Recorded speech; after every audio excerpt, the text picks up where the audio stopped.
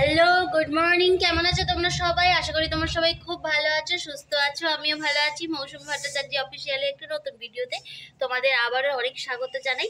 আজকে হচ্ছে বৃহস্পতিবার, সকালবেলা থেকে ভিডিওটা স্টার্ট করলাম। আর আমি একটু তৈরি হয়ে আছি, যেহেতু একটু ব্যাংকের কাজে বেরোবো।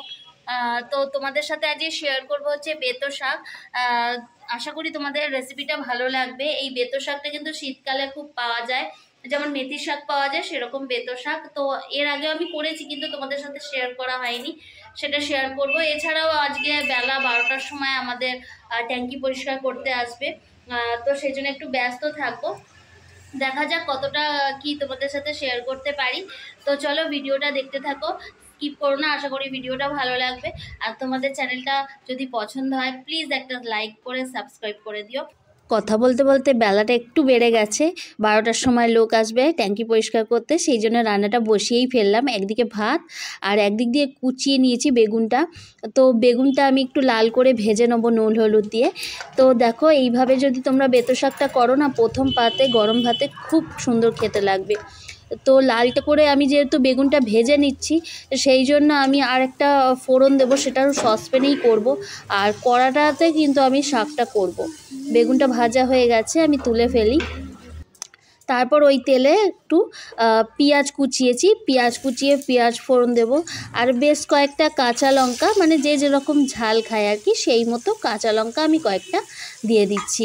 এটা একটু নুন হলুদ দিয়ে লাল করে ভাজবো, কারণ আমি এইগুলো আলাদা আলাদা ভাজি, যাতে একটু টাইম টু টাইম মেশাতে পারি আলাদাভাবে। সব একসাথে করলে না সব নরম হয়ে ঘ্যাট হয়ে যায়, অত সুন্দর খেতে লাগে না।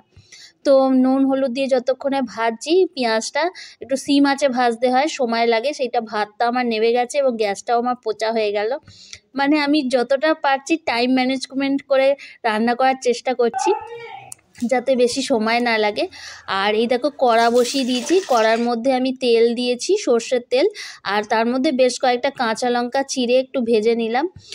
তো নুন হলুদ দিয়েছি এই ভাজার সময়, যাতে এই শাকটার সময় আর নুন হলুদ না দিতে হয়, আর মিশে যাবে। তেলের মধ্যে যদি নুন হলুদ দিই না, শাকের সাথে টোটাল মিশে যাবে। আর এই শাকটা কিন্তু জল ছাড়ে, মেথি শাক যেমন জল ছাড়ে, এই শাকও জল ছাড়ে, বেতো শাকও জল ছাড়ে। তো দেখো আমার হয়ে এসছে, অনেকটাই নরম হয়ে গেছে। একটুখানি চাপা দিয়ে দেবো, যাতে আর একটু জলটা ছেড়ে একটু মরে যায়। তখন হয়ে গেছে। তো বেগুন ভাজাটা আমি দিয়ে দিয়েছি, বেগুনটা আগে দিয়ে একটু নেড়ে নিয়েছি। একদম শেষের দিকে ওই যে পেঁয়াজ লঙ্কা দিয়ে আমি যেটা তেলে ভেজে ফোড়ন দিয়েছি, ওইটা মিশিয়ে দেবো। আমার শাক, বেতো শাক রেডি আছে। এটা যদি গরম ভাতে খেয়ে দেখো, হেভি খেতে লাগবে। আমার হাজব্যান্ড তো খুবই পছন্দ, আর আমারও খুব ভালো লাগে। তো তোমাদের সাথে কিছু মনের কথা শেয়ার করব। আমি ডেলি ভিডিও কেন আপলোড করতে পারি না, আমার কি সমস্যা। আর ছেলে একটু থাকতাল পেয়েছে, তো সাইকেল চালানো নতুন শিখেছে, তো তাই ভাইকে পেছনে বসিয়ে সাইকেল চালাচ্ছে। ডবল বাইক কোনোদিন করেনি, ফার্স্ট টাইম করছে। তাই একটু নজর রাখছি, কারণ গাড়ি ঘোড়া চলছে তো।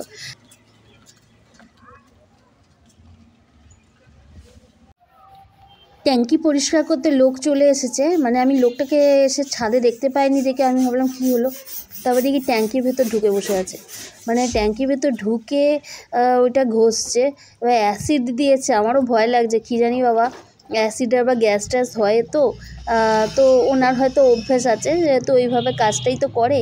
এ দেখো অ্যাসিড দিয়ে ঘষার পর এত আয়রন বেরিয়েছে, কাদার মতো পুরো, মানে জলের মধ্যে এত আয়রন থাকে। ট্যাঙ্কিটা দেখো পরিষ্কার হয়ে কীরকম আবার নতুনের মতো হয়ে গেছে। তো এবার বেশ কয়েকবার আমাকে মোটর চালিয়ে চালিয়ে জল তুলতে হবে আর ধুতে হবে, কারণ ওই অ্যাসিড জল তো কোনোভাবে ব্যবহার করা যাবে না।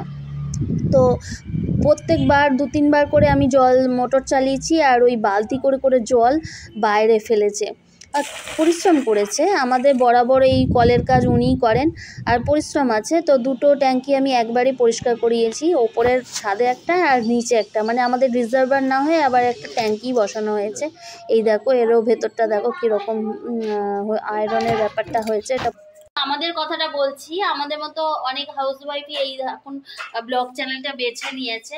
আর কিন্তু সংসার ধর্ম সমস্ত কাজকর্ম মেনটেন করেই করতে হচ্ছে। এ নয় যে আমরা ভিডিও করছি আর সংসারের কাজকর্ম রান্নাবান্না কেউ আয়োজন করছে, তা তো না।